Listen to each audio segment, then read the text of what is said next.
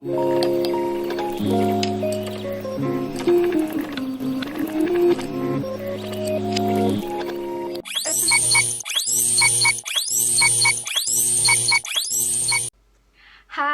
Assalamualaikum and salam sejahtera to all my friends and also Miss Izati.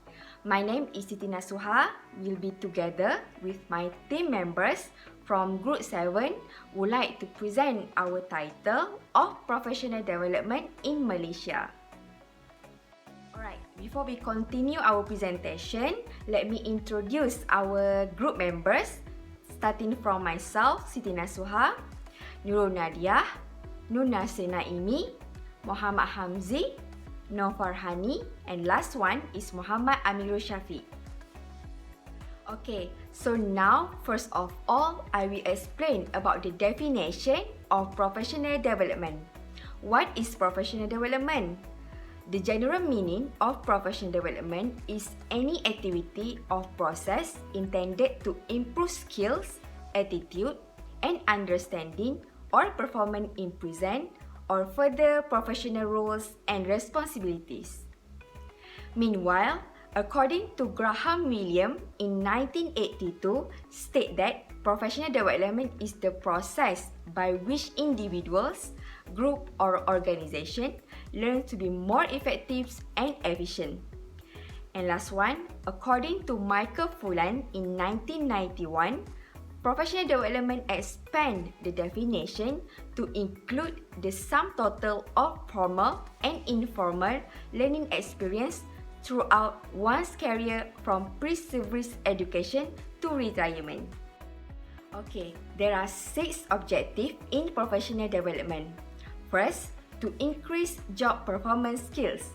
By learning the right skills for their career, employees will be more productive and efficient, thus helping the business for which they work succeed. Second, increase professional knowledge. The more knowledge an individual gains of a specific skill set, the more confidence they will have when performing these skills. Third, anticipate and prepare for change. It is help and allows employees to be more aware of changing trends and direction in an industry. 4. Increase teaching experience for career development or promotion, meaning the worker are in a better position for promotion, more challenging responsibilities, and potentially a pay rise. 5. Enhance view of job. Continued professional development can actually increase job performance and productivity. When an employee sees that their employers is investing in them, they will be more likely to go to work and show their effort. Continued professional development truly is a win-win situation. And the last one is clarify organizational policy. Alright, now we move to a suitable environment or workplace for participants to participate in professional development. Professional development offerings should be designed to be: first, respectful, means participants feel respected. Second, safe and supportive, which is the learning environment is safe and supportive. Third, relevant, the content is relevant to participant needs. 4. Varied, learning offerings are verified to address the needs of diverse audience. 5. Opportunities, participants have opportunities to participate, to practice skills and apply new knowledge. There are few types of professional development that existed in Malaysia. One of it is workshop. Workshop is a place where educational program designed to teach or introduce to participants practical skills, techniques or ideas which they can then use during work or their daily life. Workshop is also time limited. They are often to a single session, although some may involve multiple sessions over a period of time. Other than that, we also have school visit as one of encouraged type of professional development in Malaysia. School visit is where a school visiting other school as a collaboration to gain new experience. Through observing other teachers, it could help the teachers to stepping outside their comfort zone. This creates a possibility to envision something different for students or even see oneself in a teacher or a leader you meet. The other type of professional development in Malaysia is webinar. Webinar receives a lot of attention as it become a decent alternative during COVID-19 pandemic. A webinar is a live online educational presentation during which participant viewers can submit questions and comments. It offers two-way form of communication. The attendees and presenter can share information with each other. And the last one is peer observation. Peer observation also one of the best type of professional development. Peer observation refer to a teacher or other observer closely watching and monitoring a language lesson or part of a lesson in order to gain an understanding of some aspect of teaching, learning, or classroom interaction. Observing other teachers is a key part of the development. It improves teachers' own self-awareness of their skills and also make managers more effective at identifying areas for further growth. So, that's all from me. Now, I will pass to the next presenter, which is Nurul Nadia. Thank you, Nasuha. Assalamualaikum everyone. My name is Nurul Nadia binti Yusuf and I will continue the presentation on the professional development in Malaysia. There are few characteristics and quality of a professional teacher. The first point is having excellent communication skill. You think that the most important quality for a teacher to possess would be knowledge, right? Since that is what the job is all about, sharing knowledge, teaching others. But no matter how knowledgeable a person is, if they can't convey what they know to others in a way that is not only understandable but also engaging, the knowledge itself is useless. If a teacher communication skill are good, they can convey knowledge with better skill and result. A good teacher needs to convey what they know to others in a way that is not only understandable but engaging way. A good teacher also notices when even one student among many others do not understand and makes an effort to communicate individually when necessary. Communication also involves explaining exactly what the assignment and expectation are. When students fully understand what is expected from them, it is much easier for them to deliver. The next point is having superior in listening skill. In addition to being a good communicator, good teacher also happen to be a good listener. As the Turkish proverb say, if speaking is silver, then listening is gold. Of course, effective communication only happens when at least two parties are actively involved in process together. The only way to know if communication is heard is by asking and listening to the answer. So in an ideal environment, teacher asks important question and then empathically listen to what the learners have to say. When a good teacher develops this patient quality in themselves, they start to become better. A great teacher listen hard and then use what they hear to improve their communication.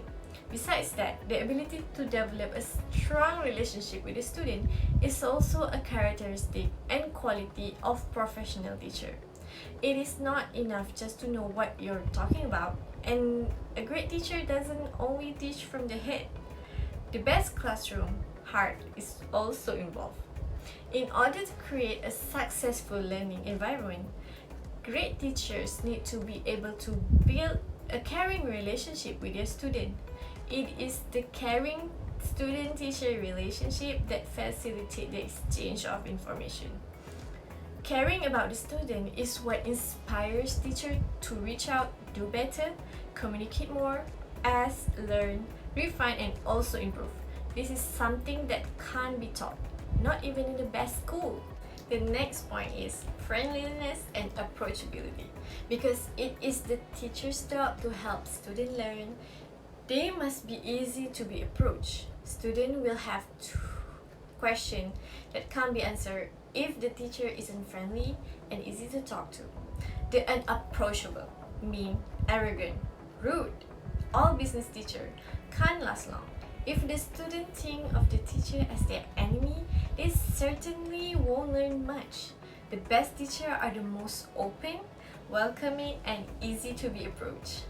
The final point here is a strong work ethic. Anyone who's done it knows that teaching is one of the hardest job there is. The secret that kept them going is a great teacher really wants to be a great teacher. They will not stop at nothing to succeed. A great teacher will protect their students, education, and also safety. Moving to the next slide, which is Code of Ethic in Malaysia Teaching Profession. There are 4 parts in Code of Ethic in Malaysia Teaching Profession. So the first one is toward the student.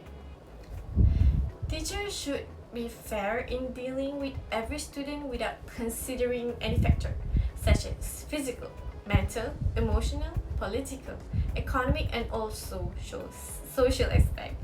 For example, being biased to rich student. Teacher must treat personal information of student as confidential and only reveal to those who have right to acquire.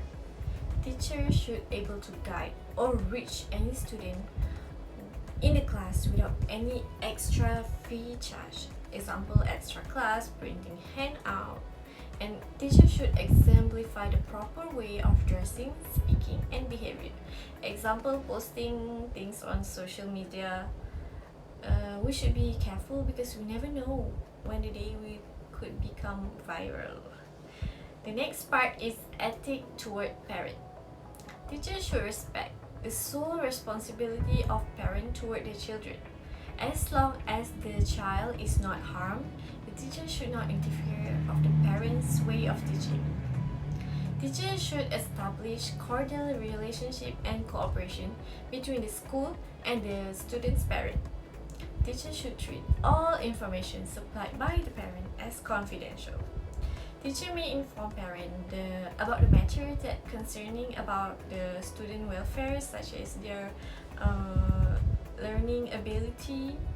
Teachers should also avoid using parents' social and economic status for personal gain. For example, threatening the parent to fail the children if the parent did not give the teacher some money, cars, handbag, so on. The next part is towards society and nation. Teacher must avoid any teaching which can bring harm to the pupils, society, or nation, or which is contradictory to the student nation principle.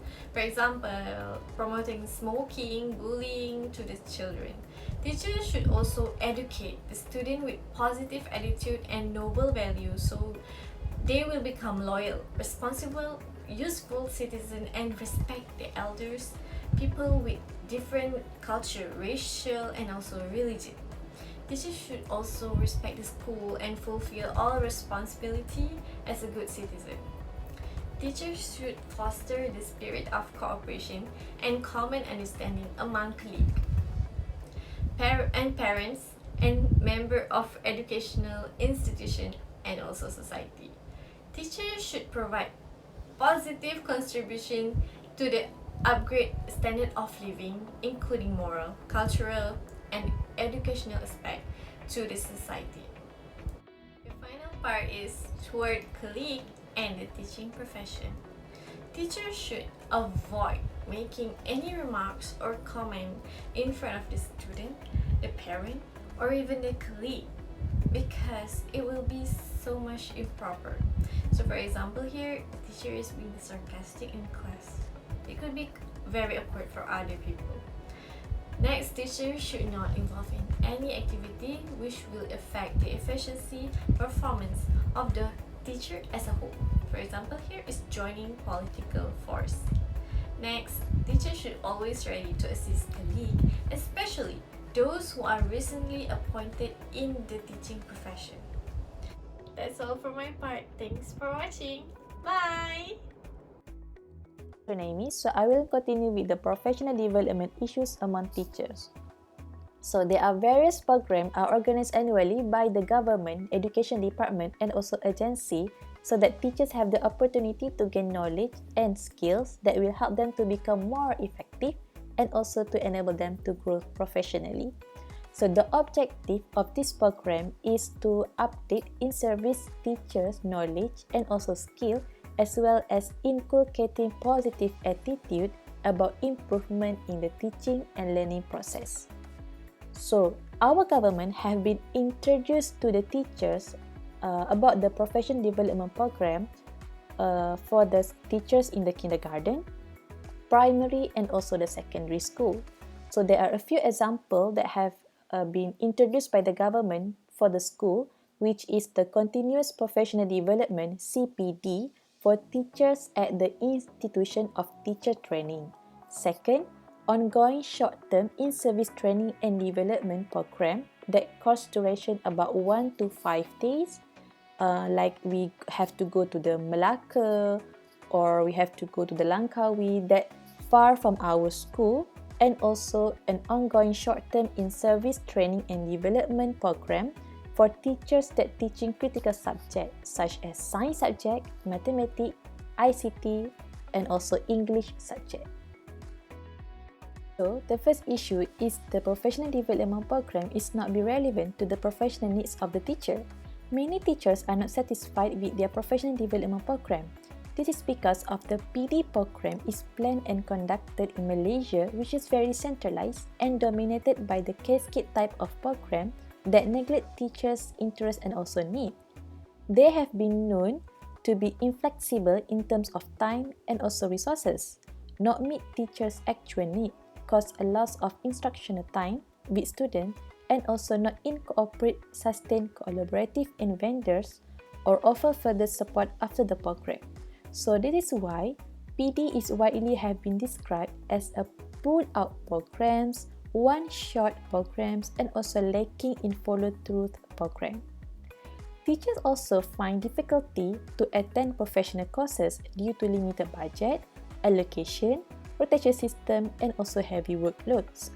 Like I said before, some teachers they have need to fly or using bus to go to the professional development program.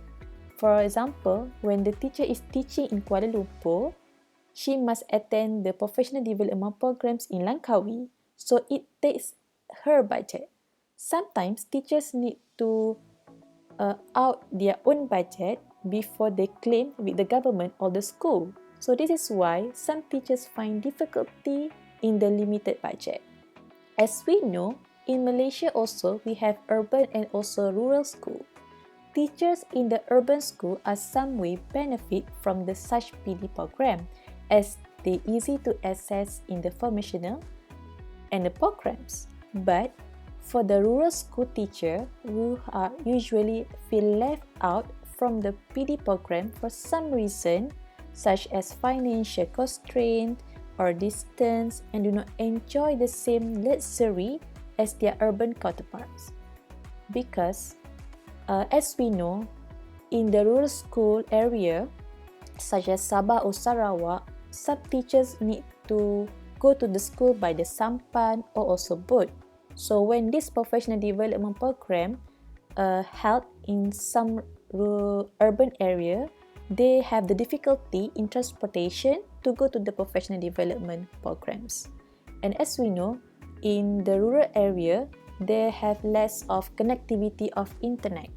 So this take disadvantage to the rural area teachers when they want to attend the professional development programs compared to the urban teachers when they attend the PD programs. Because as we know, in urban area, we easy to access internet because in urban area, we have 4G or 5G line. So this is why some teachers in rural area, they feel left out compared to the urban area teacher. Second issue is the professional development programs are not a voluntary basis. Based on the research that I read, a quite number of teachers agree that attending PD programs on a voluntary basis is slightly important. This is because the problem here, most of the PD programs are mainly given to the teachers from the selected school only. For example, if the PD programs is about to train teachers in the critical subjects such as science or mathematics, there are only a few schools that are selected, such as SBP school teachers, Mara school teachers, or also urban area school teacher. What about the teachers that have been stayed in the rural area? So this is why some of teachers feel unfair for them, and they feel that there is no proper house training that have been given to the rest of the teachers in other schools. So there are also many teachers point out that all teachers should participate in the PD program at least one PD activity one per year. So that is their teaching skill can be improved. Such as like in my experience, I have been to this school. The teachers that go to the professional development programs, only the ketua panitia, but not all the teachers that teach the subject. And then this ketua panitia will come back to the school and teach the other teachers. So some of teachers might think that might feel unfair, and also might feel like we didn't get enough proper training if we just listen to the ketua panitia. So this is why some of the students also want to include teachers from different country, so the activity in the PD programs are relevant to all the teachers. I think this is a good idea because when we attend some teachers that are from different country, we can share ideas, we can share the teaching method in some subject, we can share the school management or anything else. We can exchange the ideas. So I think this is a good idea if government or agency held some PD programs or activity that we can combine with different teachers from a different country, so we can know that this is kind of teaching method that they teach in their country, and this is kind of teaching method that we teach in our country, so we can change the idea and we also can change the method of teaching ways. And also teacher also raise some issue in the fairness and be given an equal chance to participate in the PD activity. Like I said before, like not all the teachers can attend the professional development programs, but only their ketua panitia or some selected teacher that have a good reputation.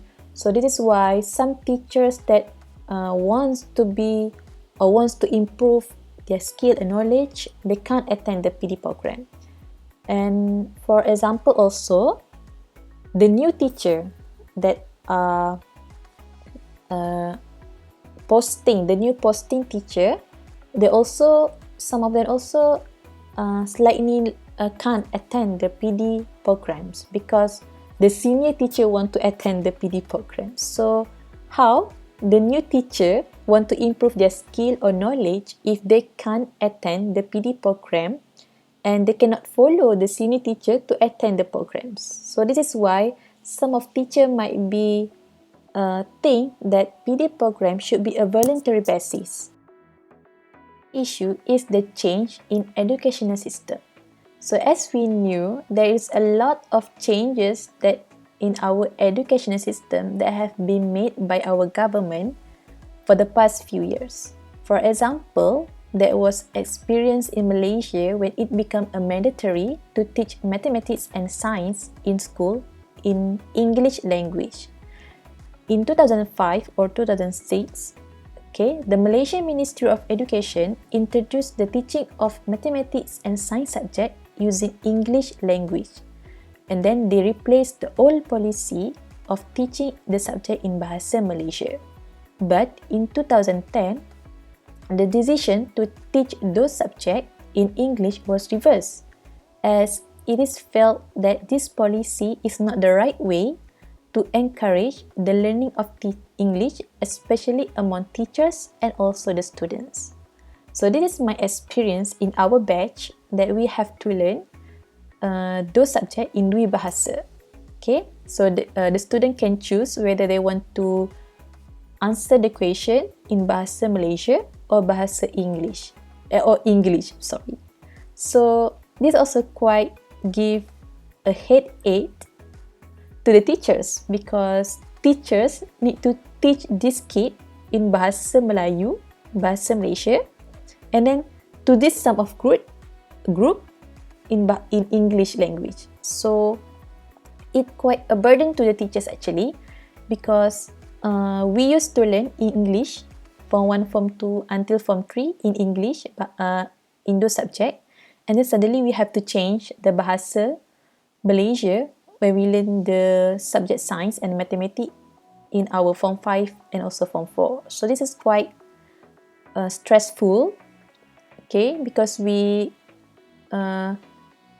tak terbiasa with this kind of changes. So this is why the teachers also feel the burden. So in this situation, this accountability should be shared actually among the students, parents, teacher, administrator, and also the administrator. But when this coming, the school attempt to place all the huge weight on the teachers. So this is why some teachers feel stressful, feel unmotivated when they teach this critical subject, especially the science and mathematics, because they have to change the language, and then suddenly they have to reverse the language back. So it's quite stressful. And with this particularly case, when this teacher, they have no training, they have no received any training to teach the subject, mathematics or English, science subject in English language. So the government or the school should be held some PD programs to train this teacher with this subject in English language. So but because some senior teacher might feel there is problem because they used to teach the kids, the student in Bahasa Malaysia, suddenly they have to change in English language, but not for a problem for the newcomers teacher, because they used to learn English, this subject in English when they in university, but not for the senior teacher, because they used to teach this student with Bahasa Malaysia, suddenly they have to change this to the English language, because as you know, the mathematics and the science subject words are different from the English or Bahasa Malaysia's words. So it's quite stressful, it's quite tense, because some of teachers might be not used to this kind of word. Some student will feel that this is hard to learn and whatsoever. So this is why the professional development programs have to equip the teachers how to facing this challenge. Okay, so that's all from me. Thank you. Okay, Assalamualaikum warahmatullahi wabarakatuh. My name is Muhammad Amzik Zudin, and I will be presenting for the next point for professional development issues among teachers. Okay, for my point, I will explain about conflict with working schedule. As we know that teacher is a very busy career. They have many responsibilities, like they must do their school work, they must construct their lesson plan, they must do co-curricular activity at school, and many more works. So with this busy timetable, it will be hard for them to involve in professional development program. Moreover, like teacher that already married, so they will become more busy compared to single teachers. They will have more for family commitment. They must take care of their children and family and so on. Okay, if they attend to professional development program, the more task or assignment that they will get for the professional development program may become burden and stress for them. So this is one of the issue that the teacher will face for their professional development. Other than that, for professional development program to be effective, they must do the program with more longer period, more longer time. If they only do the program for only maybe half of a day, because sometimes the teacher have free time during weekend, and also they didn't have many free times. So if the period of the professional development program is very too short, maybe it will become ineffective. So it will be hard for the teacher to develop their professional development because of lack of time for the program. Okay guys, we will move to the last point of professional development issues among teacher, which is the teacher have limited knowledge on teacher professional development. Okay, as we know, not all teacher have a proper understanding on teacher professional development. What is the concept, what is the scope, and also the features of teacher professional development. Okay, the teacher's understanding on professional development is narrowed to the so-called traditional in-service teacher program, such as short seminar or workshops. Actually, there are many programs other than that can help in teacher professional development.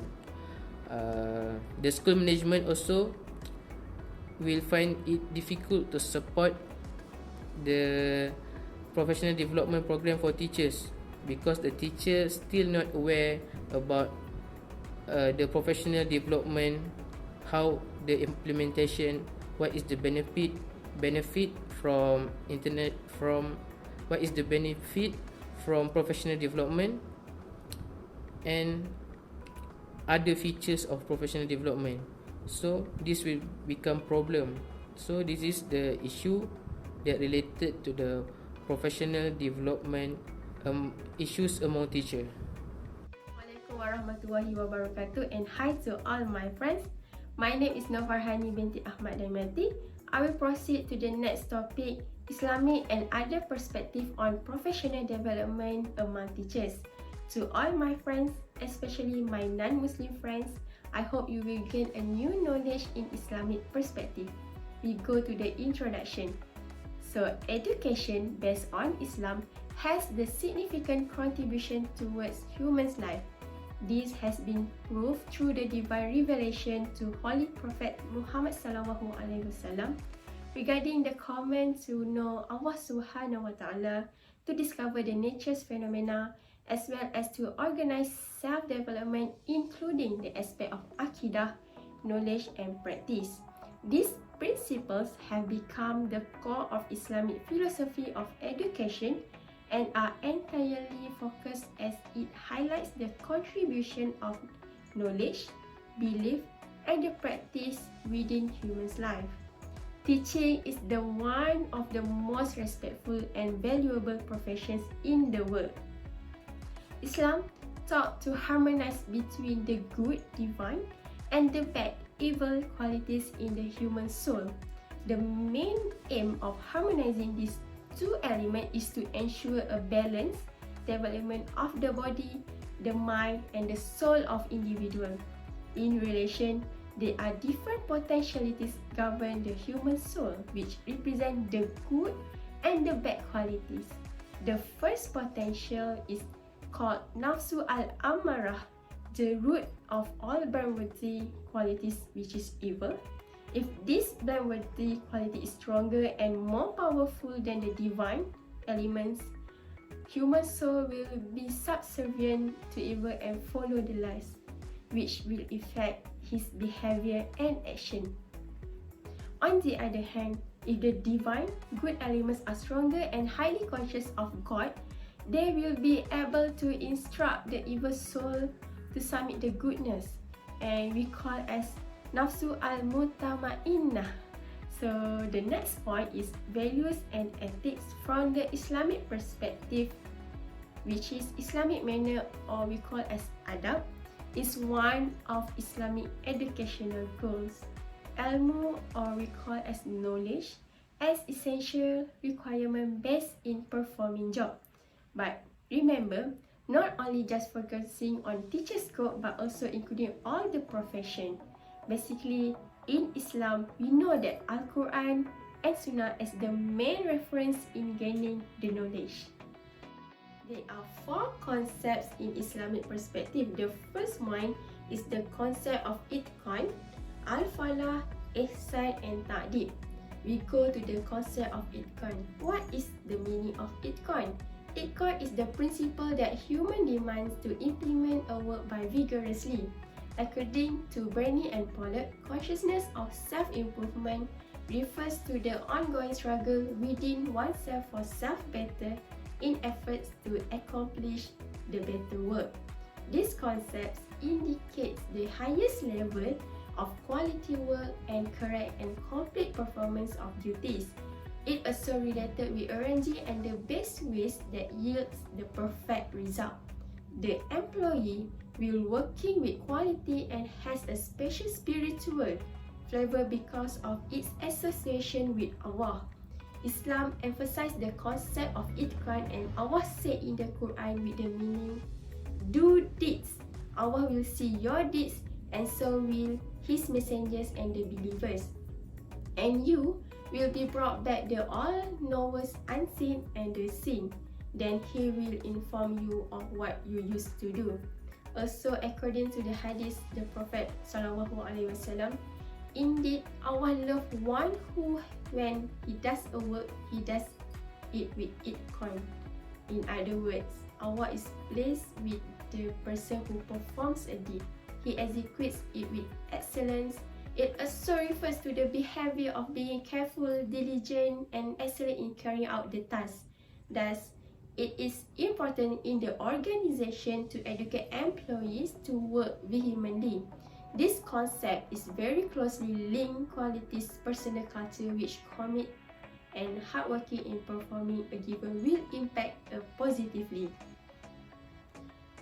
And also, working diligently reflects the perfection of faith and piety, or we call as a devotion, sincerity and moral virtues in which all properties and will be calculated as the worship of Allah.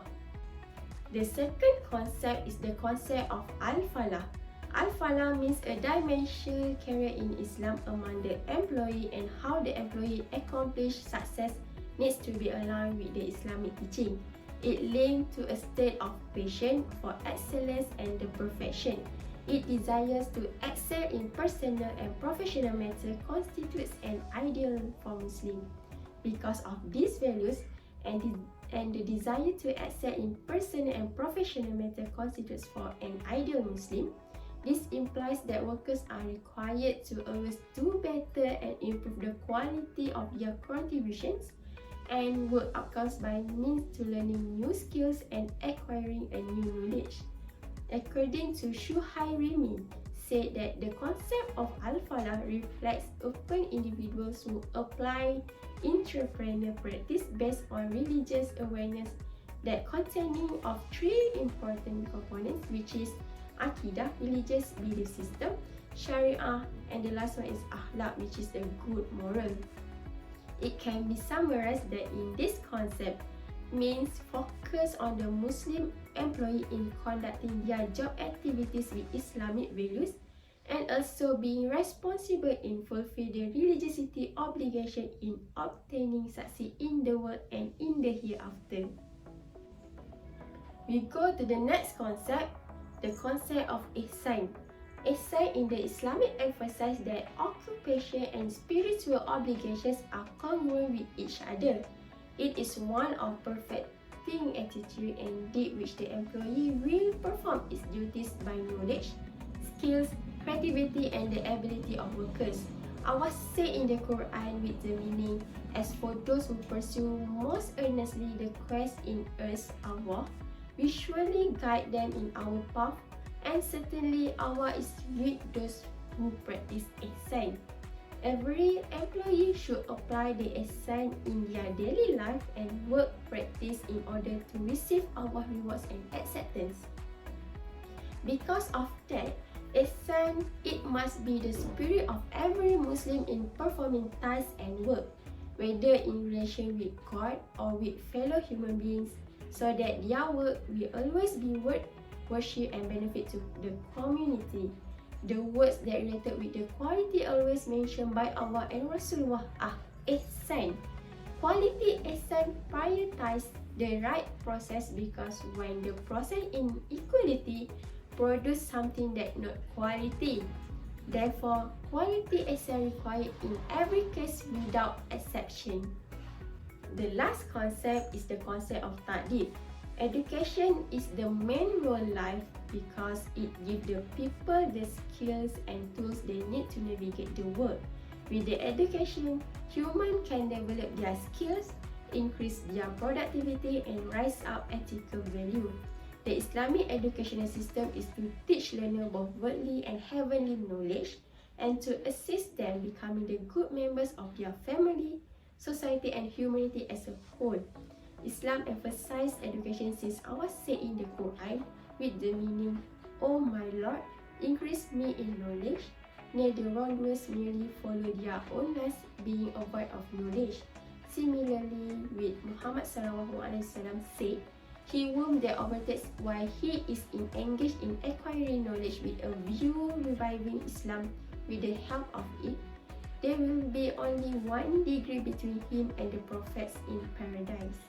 Basically, more of Islam cannot be practiced without a proper understanding of it. To get a successful employee, start with the knowledge and understanding. In other words, it starts with the mind. The right mindset to produce the correct way to think and will produce something the quality. Within the Islamic perspective, the basic dimension of ta'dib comes from the root words adab. So adab was an attempt to discipline the human person, including discipline of mind, mental discipline and disciplinary of body.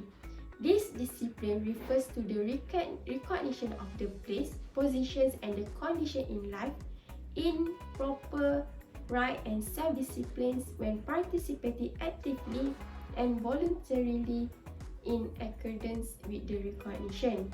Someone who has manner will be able to prevent him from mistakes intentional, because by means of intelligence, we will think it first before doing and act in accordance with the values or provisions occur. It will realize and recognize that everything in nature has been laid out harmoniously by the Creator in accordance level. Thus, it will automatically be able to put ourselves in the right position on the circumstance, however it reflects the condition of justice. This concept is necessary and must be developed, because if it misses, there will be disintegration or chaos in the life of individuals and organizations also. Therefore, the importance of emphasizing the concept of ta'dib in the organization and training process, with the aim of ensuring that knowledge gained and the skill will be applied as soon as possible in the organization. What are the qualities of teacher in Islamic perspective? The first one is the teacher connects students with knowledge about Allah Subhanahu Wa Taala. Teacher takes opportunity to connect the student with Allah Subhanahu Wa Taala. For example, teacher brings Islamic technique alive throughout the day naturally. Teacher make these connections between Islamic teachings and everyday life in the class. The next point is teacher motivates children to think and be active. In an Islamic educational setting, curiosity and inquiry are teaching methods. Children must learn think about themselves, about his or her environment and the next life to make his or her belief firm. So children will develop into critical thinkers who can solve problems for the ummah with the help of Allah. The next point is teacher counts his or her reward with Allah Subhanahu wa Ta'ala. Teaching is demanding and as a teacher we cannot expect appreciation. If we expect praise for all what we do, we will not be able to continue the work. So what we can do is a teacher replenish the energy levels with Quran and Hadith that remind of the rewards awaiting for him or her. The last point is teacher is a role model for students. Teacher knows that his or her own development is crucial to be role model for students. But teacher need to keep learning, improve, change and get inspired to keep the teaching and quality for a desired height. So we can show and share with the children that we keep studying and learning. We are a teacher but always a student too. To summarize, being a Muslim teacher is just a great and our ummah needs you. The ummah needs your love, dedication, compassion and inspiration. That's all from me. Thank you. Okay, thank you Farhani. Okay, my name is Muhammad Syafiq bin Muhammad Azmi. I'm the next presenter. So, I'm gonna present about the other perspective on the professional development. About the other perspective, I choose Japan country to describe about what is their perspective on the professional development. There is a common method of Japanese professional development, which is called lesson study or Jugyo Kenkyu in Japanese word. Okay, lesson study usually involve a teacher preparing a lesson and teaching the lesson while in the presence of the other observer, and then discuss openly about the quality of the lesson, and then so that the participant will learn about the teaching. Okay. Next, there is many variation of the study process. For example, a single teacher prepare the lesson to be observed, and then there is a group of teacher work together about a year to develop and define a lesson. Okay. Now, next, we move to the element of lesson study variation. There is 3 elements of lesson study variation. First, a detail about the lesson plan that need to share with the observer. Okay, in the lesson study contain the background information about the lesson and the feature of the teaching that they were trying to understand. Okay. Number 2 is about a group of teacher and the other observer, which is professionals, to observe the lesson in an actual classroom situation. And then the third is a meeting afterward, after the presentation, where the teacher and the professional will discuss the important about the aspect of the lesson. Okay, then now we move to the next, which is we are gonna talk about the principle of teaching and professional development. Okay, the first point is professional development with actual student at depth. What is mean with this point? Okay, this point means that the aspect of the teaching can be learned by the observing and discussing the actual lesson with real student. It will help the teacher to understand the detail of the specific as well as general principle that can be applied to the other lesson, which is it can be improved after being tried in classroom, be observed and being discussed, and it will can be improved for the other next lesson. Okay, the second point is the sharing lesson plan can increase the learning opportunity. The teacher or the Japanese teacher, they always or often sharing their lesson plan and modify the lesson plan for their own use or their own benefit. And many of the tasks and the activity of the Japanese teacher implement, it is come from the other colleagues or other printed resource. They will share together about the resources, so it will help them and improve their teaching. Lastly, this is the last point about the principle of teaching and professional development, which is collaborating build a shared knowledge base for teaching. Okay, what is mean by this point? It is mean by the teaching system in Japan promote collaboration or work together either with teacher, professional, professor or others. Okay, it is also mean by that some teacher in Japan also oftenly meet with other teacher and other professional to discuss issue about the teaching. They also will get feedback on the lesson after discussion, and they also sometimes join presentation from other guests, invited guests, and learn from the presentation. So it will easily improve their way of teaching on the professional development. Okay, that's all for my presentation. Thank you so much.